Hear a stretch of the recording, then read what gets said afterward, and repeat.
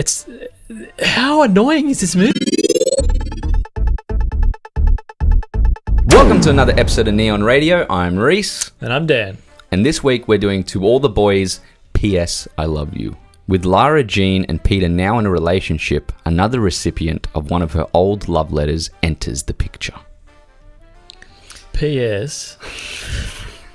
Why did they make this movie?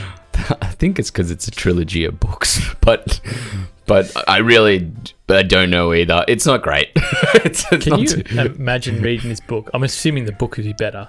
Most of the times it is. It usually is, yeah. Imagine though if you picked up this second book and go, this is boring.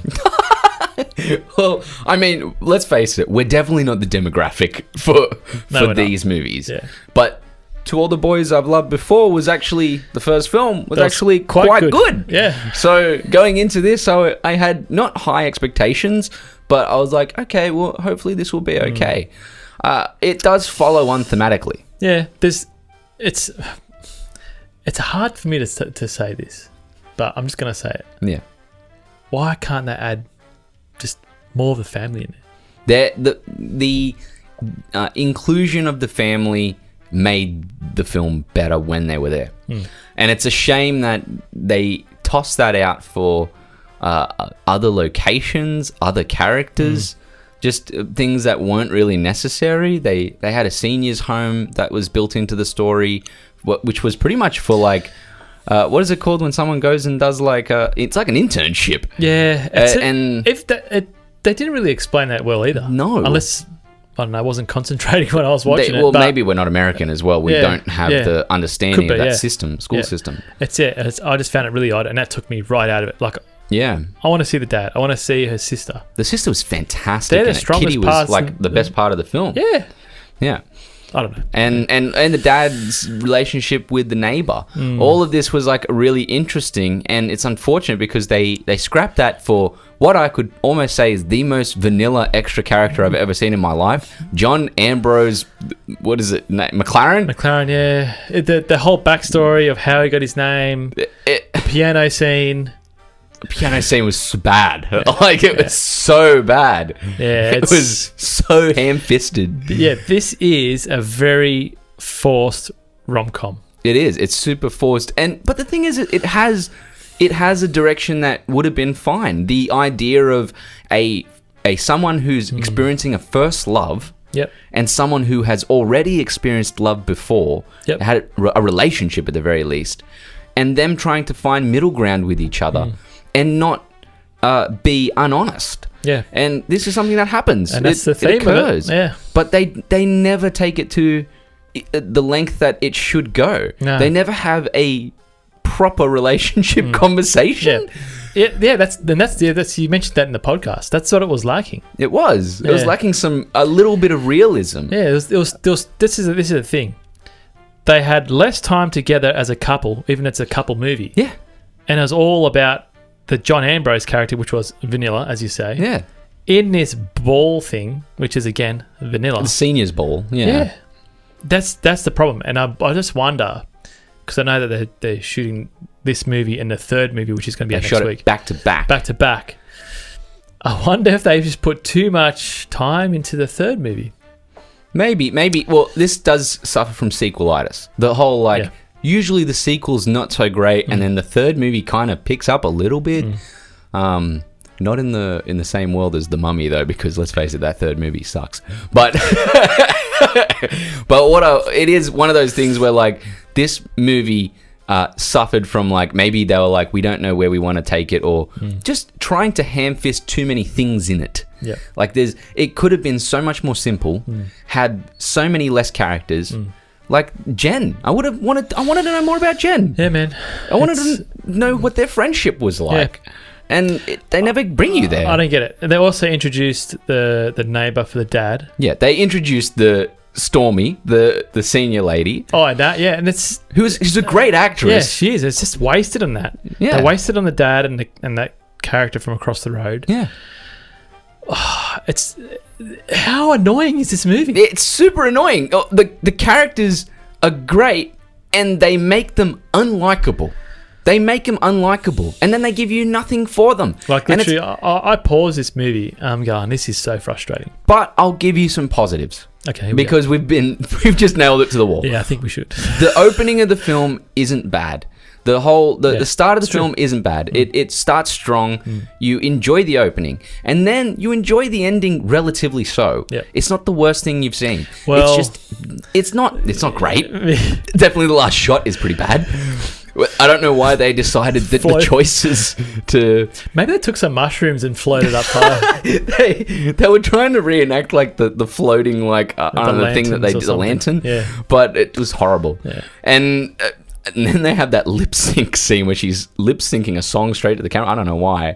But either way, the choices on the ending were questionable, but not super bad. It was okay. Yeah. And the middle of this film, though, it's like 50 minutes of this movie. Cut it out. It's boring. Yeah, it's not and good. It's annoying. You hate both these characters. Yeah.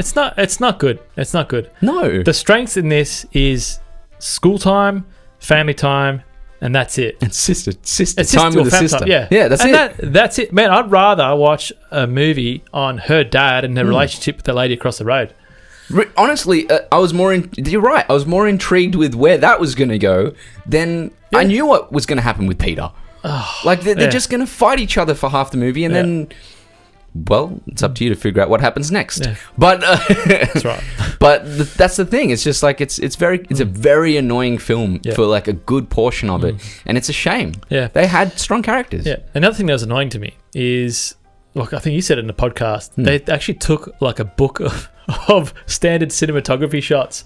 They were ticking it off the list. Yeah, and just everything just looked too plain. Like, there was cool shots, like, don't get me wrong, but it just looked there was no they weren't alive. Yeah, they were just done because they were done. Yeah, they said, this is a cool shot. There was no reasoning. Let's set it up here. And it's like, okay, but it doesn't look practical. Yeah.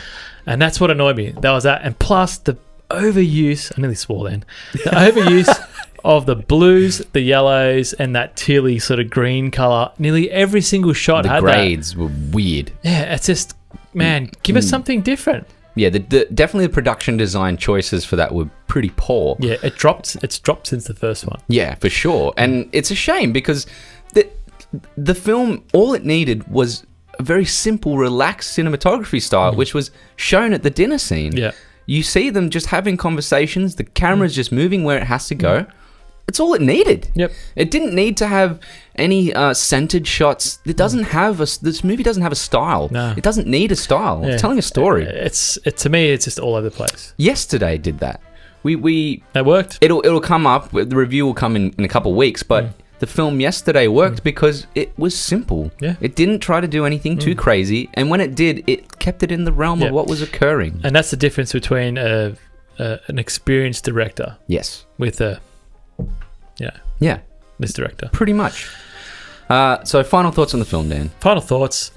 Look, this is a 12 to 16-year-old. I think I've nailed that. Yeah, pretty much, yeah. If you're a 12 to 16-year-old person, which you're experiencing relationships and first family time stuff, all that stuff, this is perfect. Perfect, simple film to get into. Outside of that, I think you're wasting your time. I've got to be blunt because it's not great. It doesn't hold up to the first film. No, not at all. Yeah. It loses its magic. You gave the first film a 6.5. Yeah. And what are you giving this one? 5.5. I agree. I think that's the score I'm giving it. 5.5. The movie didn't live up to the first one. I gave the first one a 7, which was pretty high. But I did enjoy it. It was a good movie. More than I expected. Yeah. And I'd rather watch that one than this one. 100%. Yeah. I'd watch the first one happily. Yeah. It went directions that I was like, I didn't expect that. But this one here, it was both boring and also annoying. And it's a shame because it had a start and end that is relatively fine. Yeah. 5.5 out of 10. Don't forget to like and subscribe to the YouTube channel and check out Neon Radio Podcast for more spoil-filled, in-depth reviews. And while you're going in depth, do some research and type in Neon Radio Reviews under Facebook and Instagram. Give us a like, comment, DM us, We want to know what you think. Leave comments. Do whatever you want. Yeah. We'll try and get back to you. We're doing a thing at the moment. We're trying to figure out what the next series is. We're tossing up between Planet of the Apes trilogy or a Quentin Tarantino filmography. So tell us below. Tarantino. Tell us below which one we should do. Yeah. Thanks for watching this week. And Dan, can you take us out? Always and every time. Every time. P.S. Next time I should think of something to say.